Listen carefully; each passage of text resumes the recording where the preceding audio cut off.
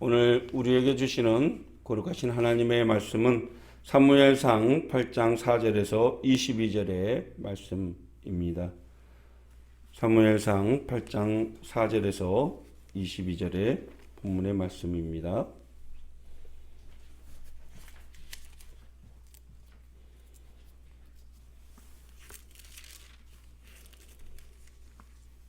거룩하신 하나님의 말씀 봉독하겠습니다.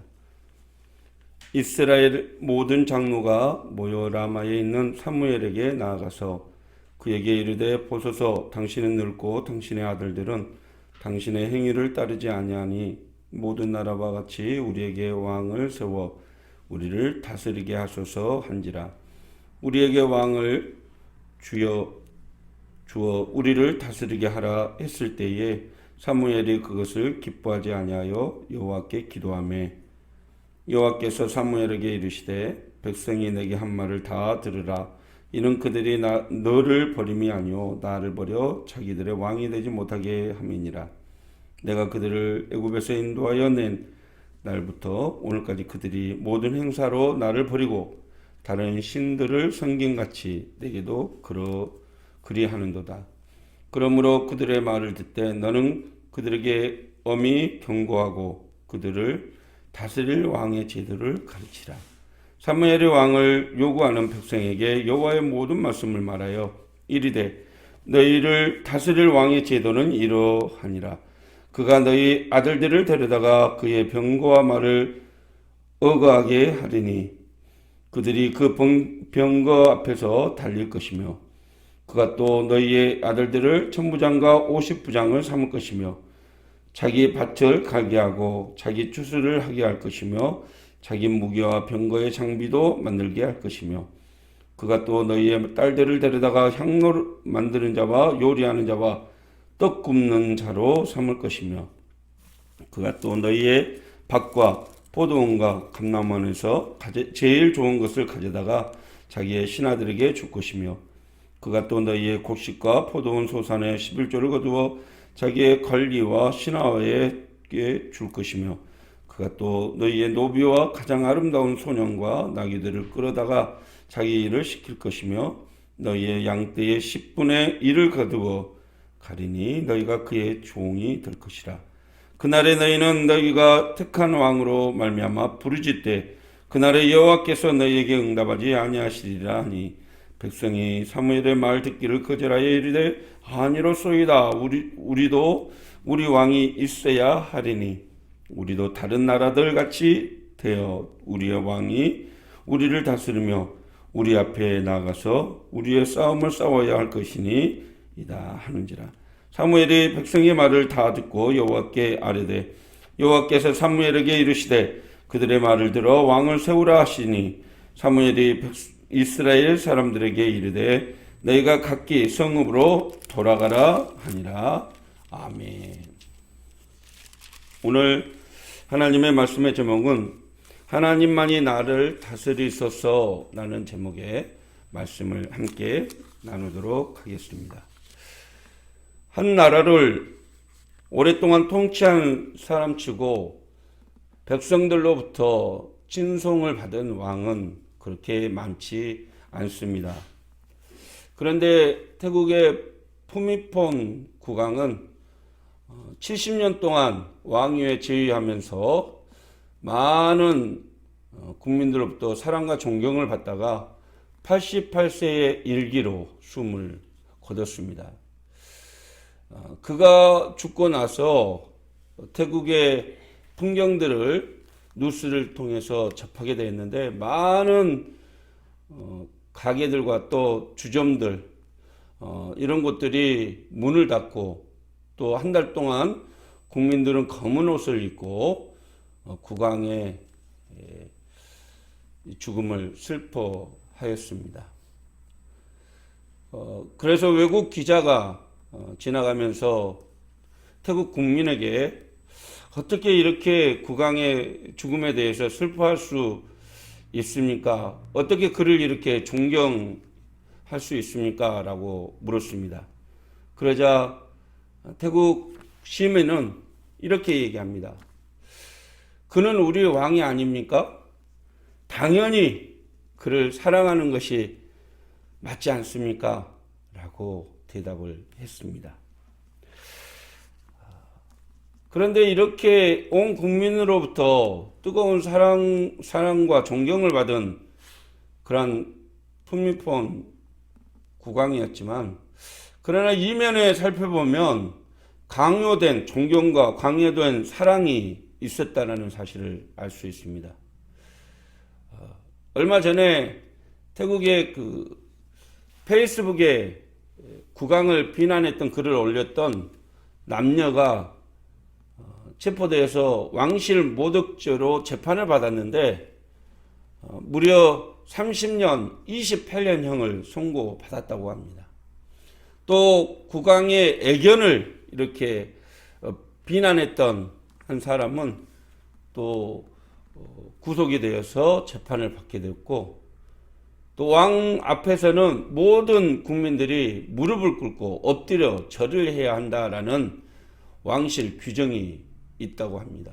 이렇듯 태국의 국법으로 국왕을 마치 신처럼 자신들의 왕을 오직 자신들을 다스리는, 그래서 자신들은 그의 발 앞에 복종해야 되는 대상으로 규정을 하고 있다는 사실입니다.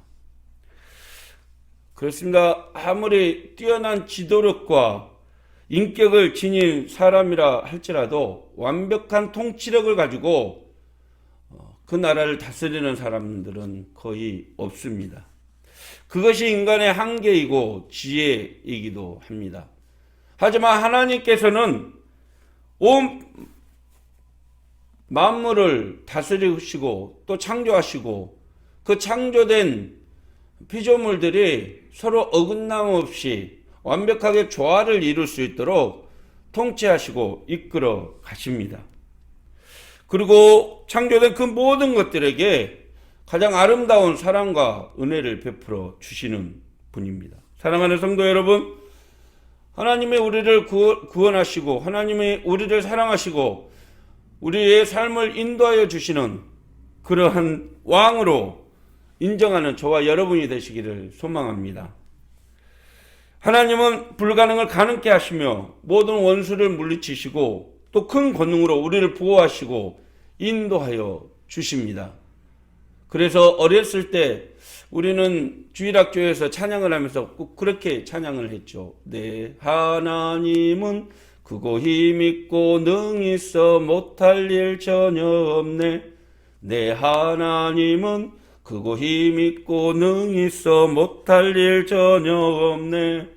저 산들도 그의 것, 별들도 그의 것, 별들도 그의 솜씨. 내 하나님은 크고 힘있고 능히 있어 못할 일 전혀 없네. 이것이 하나님의 능력이고 하나님의 사랑입니다.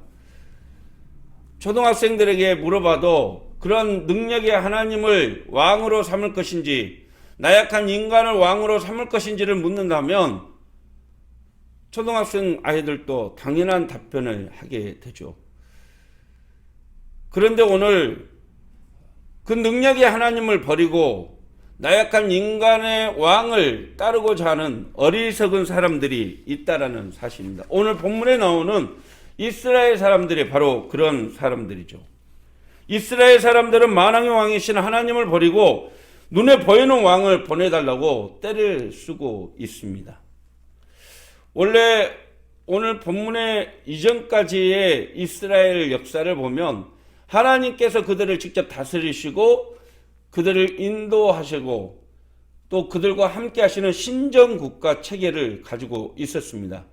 그런데 오늘 본문 이후부터 이스라엘은 왕정시대를 열어가게 되는 것이죠. 왜 이스라엘 사람들은 하나님의 다스림보다 왕의 다스림을 선택하고 왕을 보내달라고 했을까요? 오늘 사무엘상 8장 20절에 보면 너무나 자명하게 그 사실에 대해서 가르쳐주고 있습니다. 우리 함께 본문의 말씀을 같이 살펴보겠습니다. 우리도 다른 나라들 같이 되어 우리의 왕이 우리를 다스리며 우리 앞에 나아가서 우리를 싸우면 싸워야 할 것이니라 하는지라. 다른 나라들도 왕이 다스리니까 자기들도 왕이 다스릴 수 있도록 해달라는 것입니다.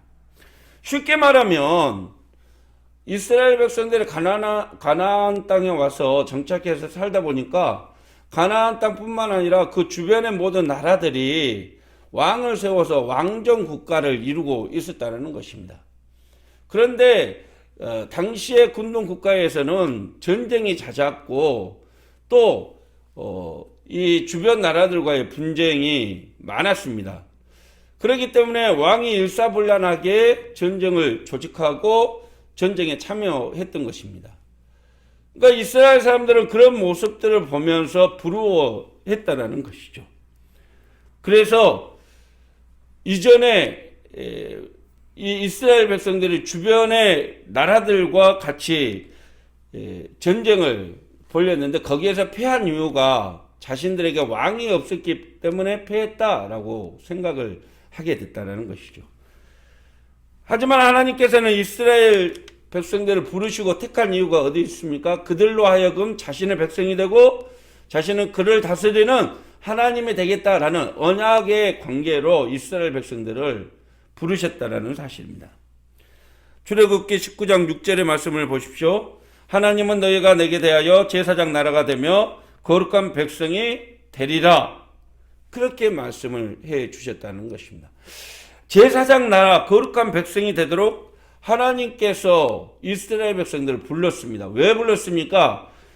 하나님을 모르는 세상 사람들, 그 세상 사람들에게 하나님의 나라가 추구해가는 목표와 또 하나님께서 그들을 다스리는 그 온유함과 따뜻함, 이런 것들을 모든 나라 사람들이 알게 하도록 미리 이스라엘 백성들을 선택하셔서 그들을 모델로 삼으셨다는 사실입니다. 하나님을 믿게 하기 위해서 모든 나라들로 살아계신 하나님을 알게 하시도록 이스라엘 백성들을 먼저 부르셨다는 것이죠. 한마디로 세상 사람들과는 다르게 살도록 하기 위해서 구별하도록 이스라엘 백성들을 자신의 백성으로 삼으시고 그들을 제사장 나라로 선택하셨다는 것입니다. 그런데 왕이 다스리게 해달라는 말을 이스라엘 장로들이 사무엘에게 직접 하지 않고 에둘러 표현을 하게 됩니다. 오늘 본문의 4절 5절의 말씀이죠. 이스라엘 모든 장로가 모여 라마에 있는 사무엘에게 나가서 그에게 이르되 보소서 당신은 늦고 당신의 아들들은 당신의 행위를 따르지 아니하니 모든 나라와 같이 우리에게 왕을 세워 우리를 다스리게 하소서 한지라. 왕을 요구하는 것은 사무엘이 늙었고 그의 지도력이 떨어졌기 때문이며 그의 두 아들들의 부정부패가 심하기 때문에 이제 사람이 더 이상 당신들이 다스리지 않고 우리가 직접 왕을 뽑아서 그 왕이 다스리게 해 주십시오 라는 표현입니다. 그런데 사실 장로들이 요구하는 것은 그런 표면적인 것뿐만 아니라 분명한 목적이 있었다는 것이죠. 지금까지 이스라엘 백성들은 첫 조상 아브라함의 그런 떠돌이 생활 이후에 가나안에 정착한 최초의 민족이었고 그 백성들이었습니다. 근데 주변의 나라들은 왕정 제도가 잘 정착이 되어 있어서 이 경제적으로, 군사적으로, 정치적으로 완만한 그런 모습을 가지고 있었다라는 것이죠. 거기에 마음이 빼앗겨버린 것입니다. 하나님을 섬기고 하나님이 다스리는 나라도 필요하겠지만 사람이 다스려도 괜찮네? 평안하게 잘 살고 강력한 힘을 가지고 잘 통치하네? 라고 마음을 빼앗겨 버렸다는 것입니다. 하나님보다 세상적인 가치관에 빠져서 세상을 살아가는데도 이런 것도 필요하구나 라고 느껴버렸다는 것이죠. 그래서 7절에 하나님이 사무엘에게 말씀하시죠. 7절 말씀 한번 보십시오. 여호와께서 사무엘에게 이르시되 백성이 내게 한 말을 다 들으라. 이는 그들이 너를 버림이 아니요 나를 버려 자신들의 왕이 되지 못하게 함이라. 여기에서 중요한 단어가 있습니다. 버리다라는 단어인데요. 이 히브리어 마스라는 버리다라는 단어는 거절하다 또 내쫓다라는 의미를 가지고 있지만 원래적인 의미를 살펴보면 경멸하다라는 의미를 가지고 있는 단어입니다. 이스라엘 백성들이 사무엘에게 왕을 구한 행동은 사실상 하나님을 내쫓고 하나님을 경멸하는 행동이었다라는 것이죠. 사실 이스라엘 백성들이 주변 나라들처럼 왕을 요구하는 것은 시대의 흐름이었다라고 볼 수 있습니다. 주변에서 이렇게 신정 체계를 가진 나라들이 전혀 없었기 때문이죠. 그런데 하나님 입장에서는 이것이 죄 중에서 가장 큰 죄이고 또 하나님을 배신하는 행동이었다는 것입니다. 어떻게 그들을 인도하여 냈고 어떻게 그들이 그 땅에 살 수 있게 해 주었냐는 것이죠. 모두가 하나님의 은혜였다는 사실입니다. 사실 우리는 법적으로 처벌받을 일이 없거나 남들과 싸우는 일이 없으면 죄 짓지 않고 잘 살았다고 스스로 자부하게 됩니다. 그런데 성경은 만왕의 왕이신 하나님을 섬기지 않고 그분의 명령을 따르지 않는 것을 가장 큰 죄로 여기고 있습니다. 우리 인간이 피조물로서 창조주 되시는 하나님을 경배하지 않고 관계를 끊어버리는 것을 가장 큰 죄 중에 큰 죄로 규정하고 있다는 것입니다. 노아 시대 때를 보십시오. 사람들이 하나님과의 관계를 끊어버림으로써 하나님의 지배를 벗어나고자 했을 때 하나님께서는 그들을 물로 심판하시겠다라고 말씀하셨던 것입니다. 오늘 본문 뒤에 나오는 사무엘상 12장에 보면 이스라엘 백성들이 왕을 요구하는 것이 얼마나 큰 죄인지를 하나님은 분명히 말씀해주고 있습니다. 우리 본문 12장의 말씀 함께 보시죠. 오늘은 밀베는 때가 아니냐? 내가 여호와께 아뢰느니 여호와께서 우리와 비를 보내사 너희가 왕을 구한 일 곧 여호와의 목전에서 범한 죄악의 큼을 너희에게 밝히 알게 하시리라. 이에 사무엘이 여호와께 아뢰매 여호와께서 그날에 우레와 비를 보내시니 모든 백성이 여호와와 사무엘을 크게 두려워하니라. 모든 백성이 사무엘에게 이르되 당신의 종들을 위하여 당신의 하나님 여호와께 기도하여 우리가 죽지 않게 하소서. 우리가 우리의 모든 죄에 왕을 구하는 악을 더하였나이다. 그렇습니다. 세상 사람들이 다 왕을 요구하니까 나도 왕을 요구하며 산다라는 것이죠. 편하게 살기 위해서 좀 더 나은 삶을 살기 위해서 하나님을 버리는 행동도 서슴지 않겠다라는 것입니다. 그러나 그것 때문에 하나님을 버린 대가를 치르게 되죠. 사랑하는 성도 여러분, 이 시대를 살아가면서 사실 우리도 이런 생각을 세상을 살고 있지 않는지 우리는 살펴봐야 됩니다. 코로나19 시대 속에서 예배가 멀어지고 신앙의 환경들이 자꾸 어려워지다 보니까 세상의 편리함과 또 세상이 주는 가치관에 젖어서 그것들을 향해서 나아가고 있지 않는지 우리 자신을 살펴봐야 한다는 것입니다. 자기 안위를 위해서 가장 소중한 가치관을 버리고 있지는 않는지 우리 스스로를 되돌아보자는 말입니다. 얼마 전 여러분 전국을 떠들썩하게 했던 숙명여고 쌍둥이 자매 사건을 아실 겁니다. 자기 자식을 위해서 가장 아버지가 해줄 수 있는 가장 큰 사랑은 정답을 유출해서 그 자녀들에게 가르쳐 주는 것이라고 생각했을 것입니다. 그로 인해서 선의의 피해자가 생겼고 많은 사람들이 울분을 토해내게 된 것입니다. 성공을 위해서라면 그런 세상의 도덕적인 기준과 가치관은 싸그리 무너뜨려 버리는 것이 또 부정이었던 것이죠. 여러분, 나 하나쯤은 괜찮겠지, 이 정도는 상관없겠지, 이것쯤이야 라는 작은 생각 하나에서부터 불신이 싹이 트고 부조리가 싹이 트고 결국 그 사람은 죄로 무너질 수밖에 없다는 것입니다. 하나님의 사람이라면 결코 목에 칼이 들어와도 하나님과의 관계가 단절되는 일, 하나님이 부끄러워하는 일, 하나님이 싫어하는 일은 결코 해서는 안 되는 것입니다. 오늘 본문에 나오는 이스라엘 백성들은 어떤 생각들을 가졌을까요? 야, 주변 나라들 보니까 자신들이 다스리는 왕을 가지고 살아도 상관이 없네? 야, 사람이 다스리는 세상도 편리하네. 이 정도쯤은 괜찮지 않을까? 정치도 경제도 사회도 술술 풀리는데? 야, 그랬다면 우리도 그렇게 한번 해봐야 되지 않을까? 만약에 나중에 하다가 안 되면 그때 뭐 또 돌아가면 되지 않을까? 야, 우리도 왕정 국가 가자! 이게 이스라엘 사람들의 생각이었던 것이죠. 사랑하는 성도 여러분, 사람 중심의 인본주의적 삶은 자동적으로 하나님을 의지하는 그런 마음을 약화시킬 수밖에 없다는 것입니다.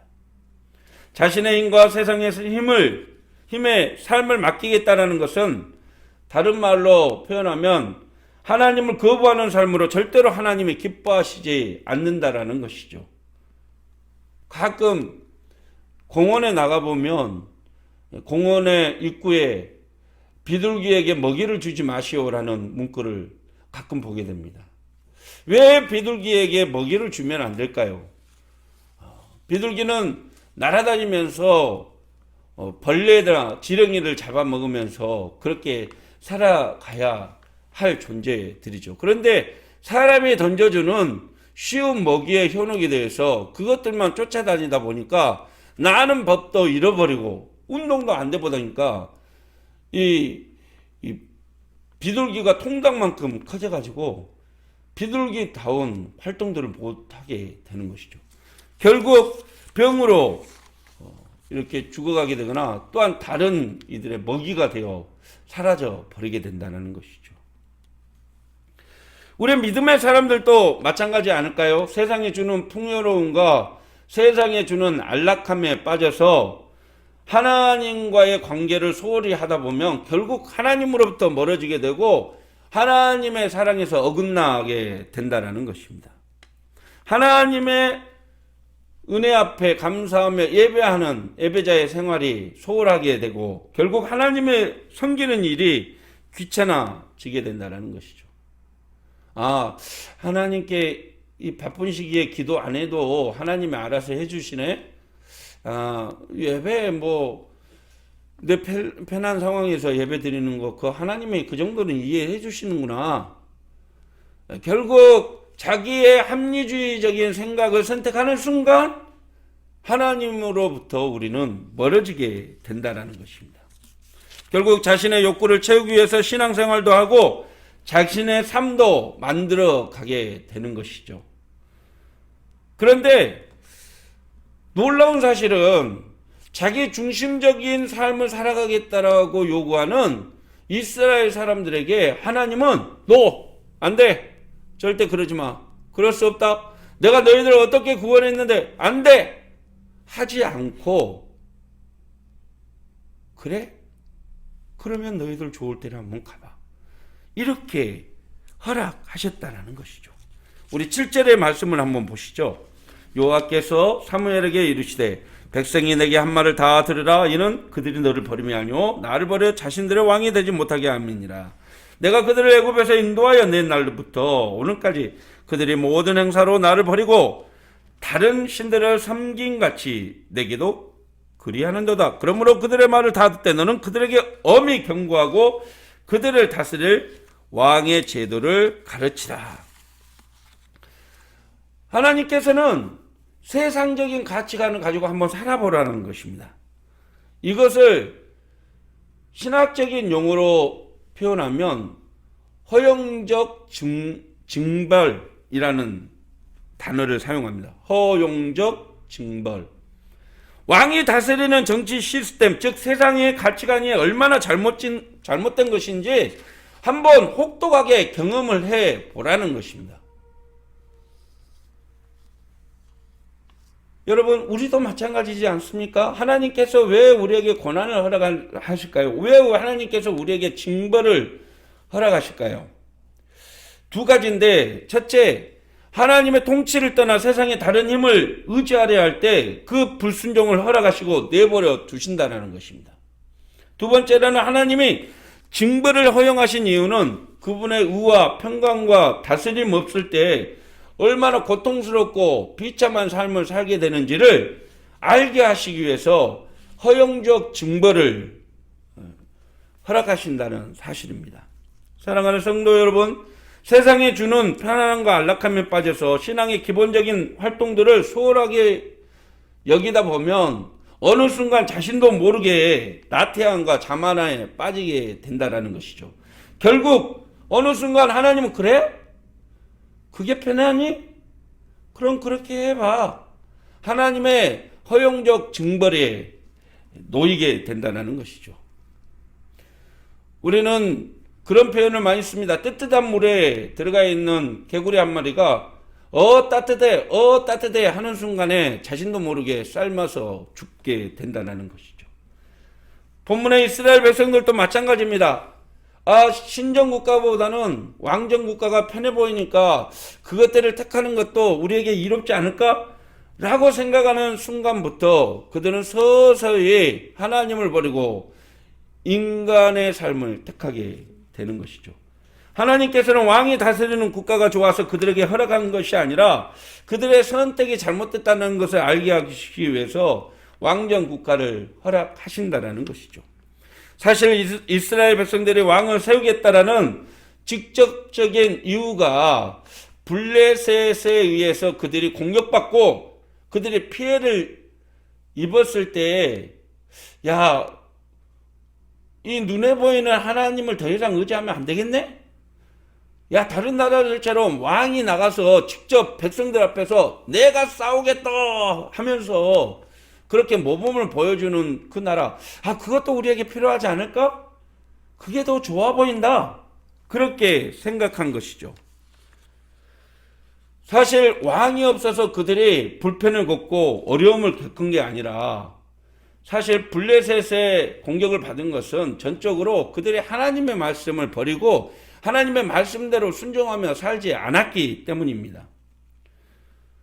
그들의 왕이 없어서 고난이 온 것이 아니라 하나님을 섬기지 않았기 때문에 하나님의 말씀에 순종하지 않았기 때문에 그 고난이 왔다라는 사실이죠. 오늘 본문 11절 이하의 말씀부터는 하나님이 너희에게 왕이 왜 필요한지, 왕이 어떤 존재인지에 대해서 가르쳐주고 있었죠.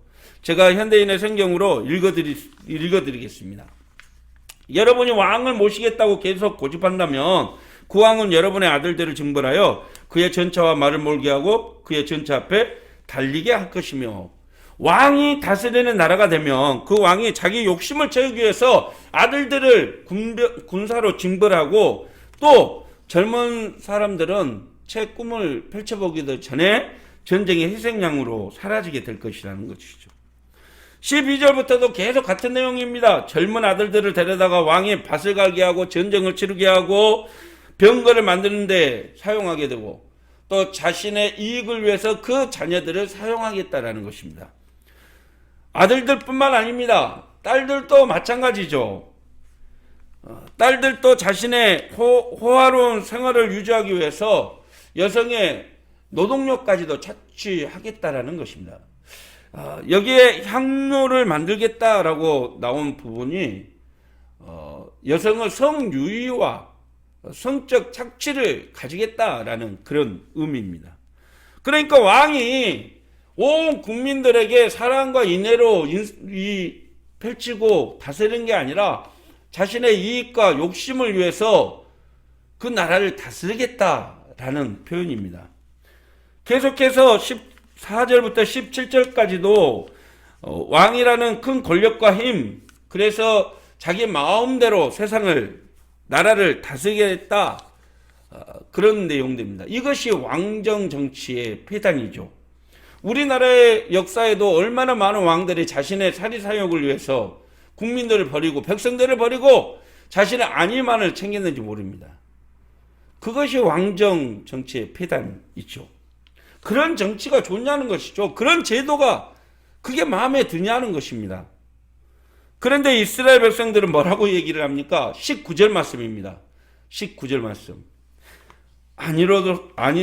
아니로소이다. 우리도 왕이 있어야 하리니. 그래도 좋다는 겁니다. 그래도. 초등학생들에게 물어보면 다 합니다. 모두가 평등한 세상, 모두가 함께 잘 사는 그런 세상에 살고 싶냐? 아니면 왕의 권력과 왕의 독재 속에서 세상을 살고 싶으냐? 누가 물어봐도 당연한 대답 아니겠습니까? 눈에 보기에는 왕이 다스리는 나라가 일사불란하게 좋아 보일지 모르지만 진정한 행복은 하나님의 우리를 다스릴 때입니다. 아멘? 중요한 것은 저와 여러분도 세상의 가치관을 나의 왕으로 삼지 말아야 한다는 것이죠.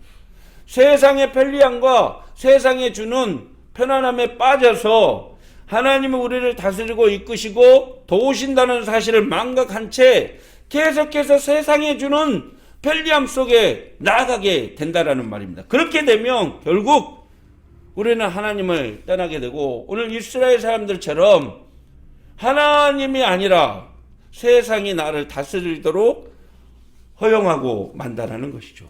사랑하는 성도 여러분, 세상의 종으로 살아가겠습니까?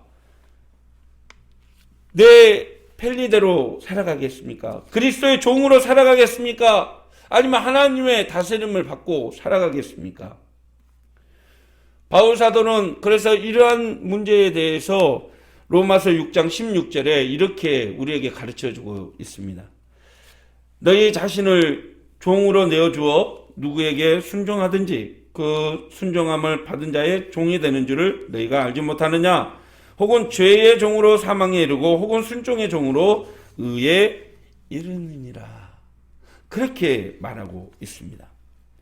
이스라엘 백성들처럼 왕의 권력, 힘, 경제력 등의 이 눈에 보이는 것만 쫓다 보면은 결국 이 세상에서 영원하지 않는 것들, 눈앞에서 사라져버릴 것들은 우리를 보호하고 우리를 지켜주지 못한다라는 것입니다. 세상의 왕에게 세상의 가치관에 목숨 걸고 살면 이 세상이 사라지는 날 그 모든 것들이 다 허망하게 사라지고 만다라는 것이죠. 사랑하는 성도 여러분, 세상의 가치관에 목숨 걸고 살지 말고 하나님의 나라에, 하나님의 다스림에 순종하며 살아가는 저와 여러분이 되시기를 축원합니다. 하나님의 나의 왕이심을 믿고 하나님의 영원히 보호하시고 인도하시고 함께 하신다라는 신앙의 가치관으로 살아가는 우리 모든 성도님들 되시기를 주님의 이름으로 축원합니다. 진정한 편리주의를 떠나서 정말 무엇이 옳은지, 어떤 것이 하나님을 위한 것인지 분명한 목적의식을 가지고 살아가는 우리가 되기를 소망합니다. 말씀을 마치죠. 사람은 누구의 백성으로 살아가느냐에 따라서 삶의 방향이 달라지게 됩니다. 왕의 백성으로 살아가는지 하나님의 백성으로 살아가는지. 우리나라가 참 일본에 36년 동안 억압의 시간들을 보냈을 때에 어떤 사람은 나라의 독립을 위해서 자신의 목숨을 초기와 같이 내던지고 싸운 사람이 있었고, 또 어떤 사람들은 일본의 다스림에 순종하며 살아가야 된다라고 그렇게 주장하며 일본에 빌붙여서 살아간 사람들이 있었습니다. 역사는 그들에 대해서 평가합니다. 친일파, 일본의 앞잡이, 매국노라고 말입니다. 사랑하는 성도 여러분, 시대에 편승하기보다는 하나님의 가치관에 굳건하게 사로잡혀서 하나님의 원하고 바라는 그런 믿음의 삶을 살아가는 저와 여러분이 되시기를 소망합니다. 어려우니까 이 정도는 괜찮겠지. 어려운 시대니까 하나님은 봐주실 거야. 그래서 하나님이 싫어하는 죄의 길에 서서 자신의 안락함만을 추구하고 산다면 결국 우리도 하나님의 허용적 징벌에 놓이게 돼서 하나님과의 관계가 멀어지게 될 것입니다. 여러분은 누구를 왕으로 모시고 살고 싶습니까? 여러분의 삶을 의지하시겠습니까? 하나님의 능력을 의지하시겠습니까? 대림절 첫 번째 주일, 오늘 하나님은 이 땅 가운데 하나님의 능력으로 다스리기 위해서 우리에게 예수 그리스도를 보내주셨습니다. 영원히 우리를 다스릴 만왕의 왕이신 예수 그리스도의 사랑과 은혜가 우리의 삶을 온전케 해 주실 것입니다. 눈에 보이는 권력과 물질을 주인 삼고 이 땅을 살아가지 마십시오. 사람들이 가자고 하는 세상의 편리주의와 안락함에 빠져 유혹되어 살아가지 마십시오. 온 천지의 주관자이시고 우리의 도움이 시작이신 예수 그리스도를 나의 주로 고백하며 나의 왕으로 인정하며 살아갈 수 있기를 소망합니다. 하나님이 기뻐하시는 일을 선택하십시오.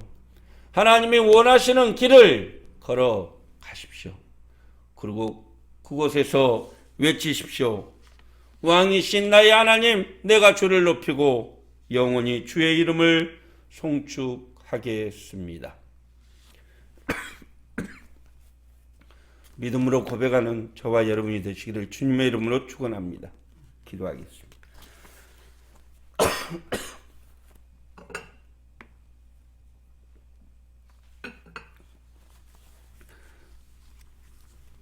온전히 우리를 다스릴 분은 천지의 주관자이시오 만물의 통치자이신 예수 그리스도 만왕의 왕 한 분뿐임을 믿음으로 고백합니다. 세상의 가치관에 젖어 하나님이 원하는 믿음의 삶을 포기하지 않는 저희들 되게 하시고 오직 하나님만이 원하시는 그 믿음의 삶을 살아가는 저희들이 되게 하옵소서. 예수님의 이름으로 기도하옵나이다. 아멘. 이제는 나를 위해 이 땅에 오신 나의 구주, 나의 능력 구원자 되시는 우리 주 예수 그리스도의 무한하신 은혜와 하나님 아버지의 이끄심과 도우심과 풍성하게 베풀어 주신 만극하신 사랑과 언제나 진리의 길을 깨닫게 하시며 왕이신 주님을 높이며 천지를 지으신 하나님의 사랑으로 세상을 넉넉하게 이기도록 우리와 늘 동행하여 주시는 성령님의 은혜의 역사하심이 오늘도 오 주여 나를 다스리소서 나를 이끄소서 고백하며 가정과 삶을 오직 하나님의 통치 앞에 순종하며 내어 맡기기로 결단하는 모든 성도들 머리머리 위에와 삶 위에 가정 위에 자녀들 위에 하는 모든 일 가운데 이 교회 위에 이 나라의 민족 위에 세계 일방 위에 이제부터 영원토록 함께 계시기를 간절히 축원하옵나이다. 아멘.